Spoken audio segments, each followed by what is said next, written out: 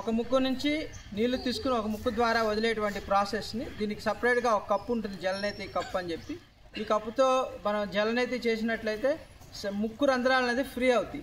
Sinus ఉన్నా, sinusitis ఉన్నా, dust allergies ఉన్నా కూడా రిలీఫ్ అవుతుంది. ముక్కు శ్వాసకోశ ఇబ్బందులు ఏమైనా ఉంటే తొలగిపోతాయి. అలాంటిది కంటికి కూడా మంచిది. కంటి యొక్క నరాలను బాగా ఇది యాక్టివ్ చేస్తుంది.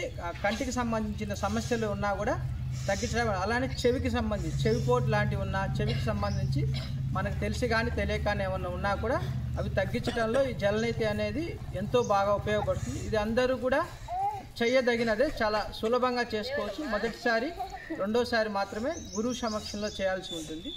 దీనికి మరింత ఇన్ఫర్మేషన్ మీకు పూర్తిగా తెలియజేస్తాను.